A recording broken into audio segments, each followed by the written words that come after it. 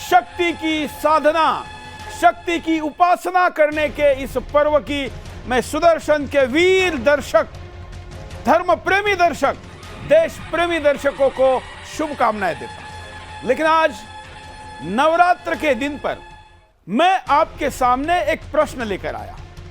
मैं पूछ रहा हूं कि क्या हम नवरात्र कितने समझदारी के साथ कर रहे हैं? क्या सच में नवरात्र की रचना जिसके लिए की गई, हम उसके लिए नवरात्र कर रहे हैं? जैसे मां दुर्गा के हाथ में, वैसे हम विभिन्न रूपों की पूजा करते हैं, लेकिन हमारे देवियों के हाथ में शस्त्र हैं। क्या हमारे पूजा में, साधना में, शक्ति अर्जन में शस्त्र शामिल हैं? क्या है उसके पीछे की भावना?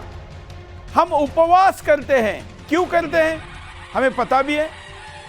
हम इन दिनों में कई प्रकार की आरतियों से लेके, पूजा पाठ से लेके, अभिषेक से लेके कई प्रकार के हिंदुस्तान के विभिन्न क्षेत्र में कार्यक्रम करते हैं। उसका वास्तविक, धार्मिक, आध्यात्मिक, वैज्ञानिक, ऐतिहासिक, सामाजिक, सांस्कृतिक महत्व, आर्थिक तक हमको पता है।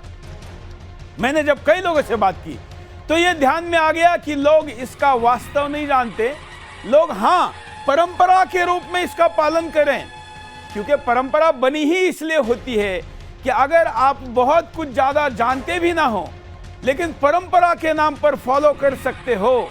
करना चाहिए परंपराओं का पालन। लेकिन अगर आपने श्री राम जी का नाम राम राम किसी को कहा और आप राम जी को जानकर, मानकर, समझकर कहा, तो उसकी 100 गुना शक्ति ज्यादा बढ़ जाती है। ऐसा ही अगर हम नवरात्र मानते हैं, करते हैं, पालन करते हैं, लेकिन उसके प्रति अगर ज्ञान रखेंगे तो फिर हम उसका उपयोग ज्यादा कर पाएंगे।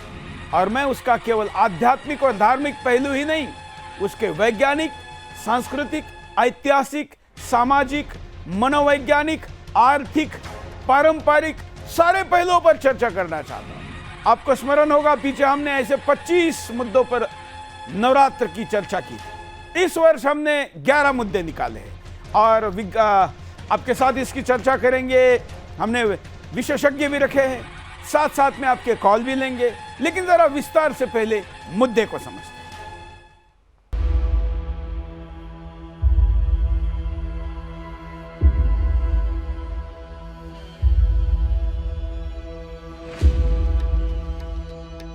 नवरात्रि में हम नव दुर्गा की उपासना करते हैं। नवरात्र यूं तो पवित्र रात्रि का प्रतीक है, ऐसी रात्रि जो पाप रूपी अंधेरे का शमन कर जीवन में नई रोशनी का संचार करती है। मगर आज इन सबसे इतर नवरात्रि का आध्यात्मिक, धार्मिक, वैज्ञानिक, सांस्कृतिक, ऐतिहासिक, सामाजिक, आर्थिक एवं पारंपरिक महत्व को भी जानने की जरूरत है। शत्रुओं को जीतने वाली दुर्गा का विस्तार दुर्ग शब्द से हुआ है। दुर्ग अर्थात किला, जो सुरक्षा का प्रतीक है। ऐसे में दुर्गा पूजा का महत्व देश की अभेद सुरक्षा व्यवस्था के साथ भी जुड़ा है। नवरात्र में उपासना के द्वारा आलस्य का त्याग कर आत्मशक्ति, मानसिक शक्ति और यौगिक शक्ति की प्राप्ति होती है। नवरात्रि में प्रकृति के बहुत सारे अवरोध खत्म हो जाते हैं। आधुनिक विज्ञान भी इस बात से सहमत है। वैज्ञानिक सिद्धांतों के अनुसार मंदिरों में घंटे और शंख की आवाज के कंपन से दूर दूर तक वातावरण कीटाणुओं से रहित हो जाता है। यह रात्रि का वैज्ञानिक रहस्य है, जो इस वैज्ञानिक तथ्य को ध्यान में रखते हुए रात्रियों में संकल्प और उच्च अवधारणा के साथ अपने शक्तिशाली विचार तरंगों को वायुमंडल में भेजते हैं। दुर्गा पूजन से लोगों के अंदर एक सामाजिक परिवर्तन की ऊर्जा का संचार भी होता है, जो भोग विलासिता से दूर होकर एक आदर्श जीवन की ओर अग्रसर करती है। शास्त्रों में दुर्गा को सरस्वती और लक्ष्मी का रूप भी बताया गया है। ऐसे में दुर्गा पूजन से बौद्धिक विकास भी होता है, जो स्वच्छ समाज की ओर एक नई राह दिखाती है। साथ ही शरीर में जो ऊर्जा का संचार होता है, उससे आर्थिक विकास की ओर मनुष्य आगे बढ़ता है।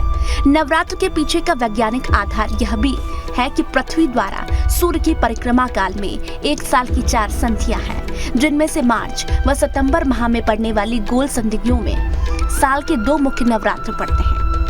इस समय रोगाणु आक्रमण की सर्वाधिक संभावना होती है और ऋतु संधियों में अक्सर शारीरिक बीमारियां बढ़ती है। ऐसे समय में स्वस्थ रहने के लिए तथा शरीर को शुद्ध रखने के लिए और तन मन को निर्बल और स्वस्थ बनाए रखने के लिए भी जाने वाली प्रक्रिया नवरात्र से ये सब दूर हो जाता है।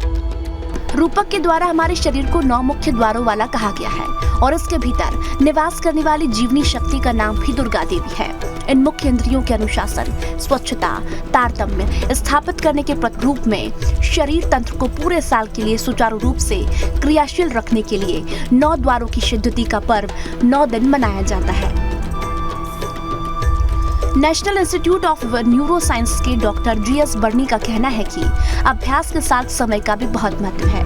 अभ्यास अगर नए चंद्रमा के हिसाब से शुरू किया जाए तो शहरी नहीं मन भी प्रभावित होता है, जो नवरात्र के समय ही संभव है।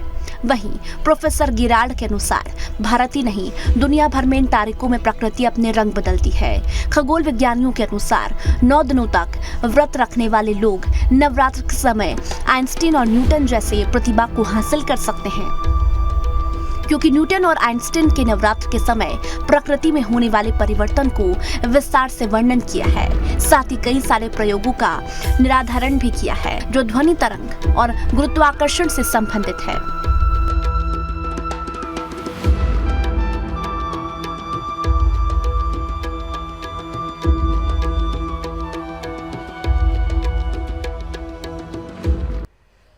तो इस धर्म को, अध्यात्म को, विज्ञान को, सारी चीजों को हमको समझना है। और इसलिए आज, क्योंकि हम इस मुद्दे को क्यों लेकर आए, क्योंकि सुदर्शन का उद्देश्य है कि हम हमारे धर्म के सभी आयामों को समझें।